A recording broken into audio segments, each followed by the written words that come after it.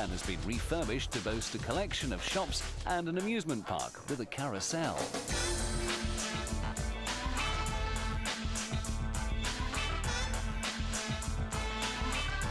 At the end of the pier, there's a great lookout point, ideal for familiarizing yourself with more famous landmarks.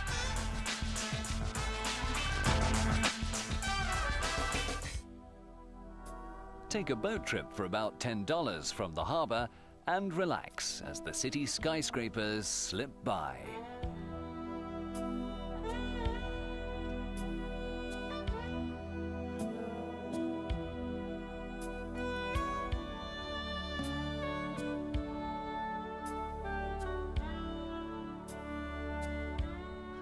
The boat sails out towards the Golden Gate for spectacularly close views of the famous bridge.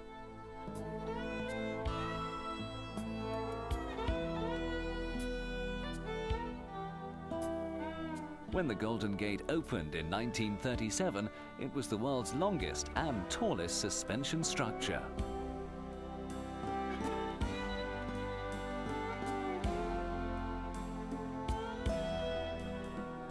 Next, enjoy a close-up of Alcatraz Island, or The Rock. This former high-security fort and prison once held celebrity inmates like Al Capone and the Birdman. Bay Bridge spans the other end of the bay, stretching 8.5 miles across to Oakland. As you sail back towards Telegraph Hill, you'll find sea lions basking on wooden pontoons.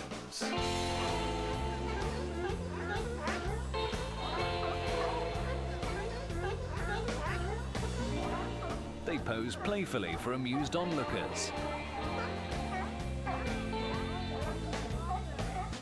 Backed by the lights of the Trans-American Tower, Fisherman's Wharf is just as lively at night. The Fiddler's Green pub is a popular drinking hole with an Irish flavour. Houlihan's is reached by a glass elevator, which leads up to its third-floor restaurant, bar and dance area. Elsewhere, you'll find plenty of seafood restaurants that'll cater for a range of high to low budgets.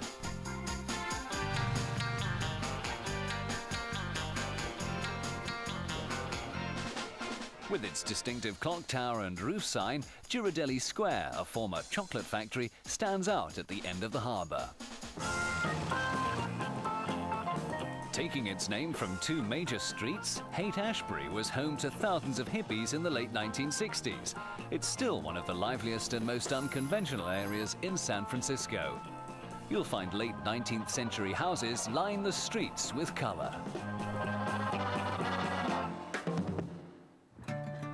Take a drive across the Golden Gate to Muir Woods, just half an hour away from the city and costing around $2 to enter. This is the home to the great tall trees, which once completely covered the Californian coast. These giant redwoods are an average of 600 years old.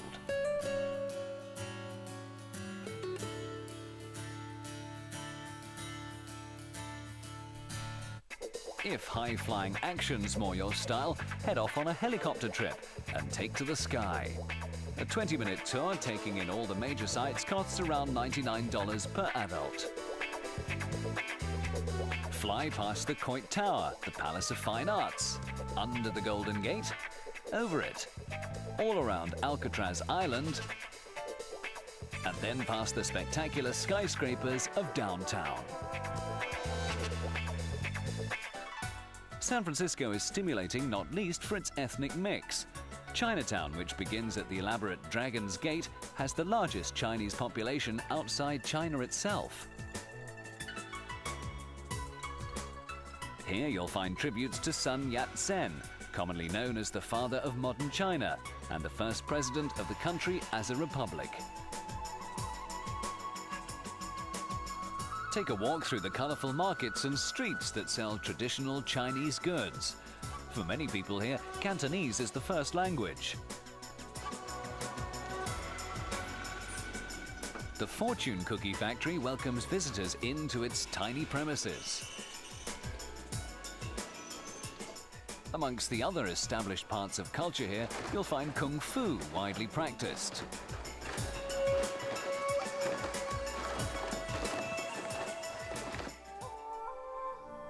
Buddhist and Taoist temples are a fundamental part of the local community here. Filled with incense, you'll find entire rooms inside commemorating the dead.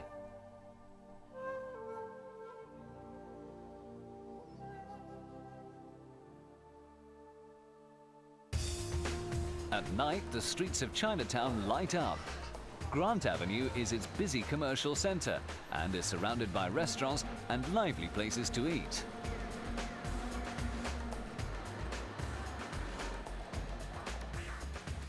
North Beach, right next to Chinatown, is known as Little Italy. This area of San Francisco is orientated around the cafe atmosphere of the 1950s beat generation. North Beach also offers plenty of bars and clubs like Jazz at Pearls. Sit back and sample some stylish music while you admire photographs of old masters.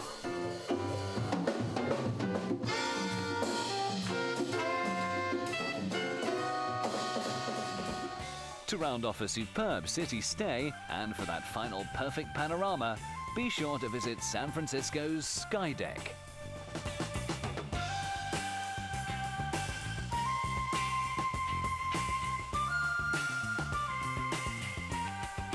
Located on the 41st floor in the Embarcadero Center, with an entrance fee of around $5, this is the city's only 360-degree viewing observatory. It offers an amazing view of one of the world's most photogenic skylines. Now, next up is the Holiday Inn Fisherman's Wharf.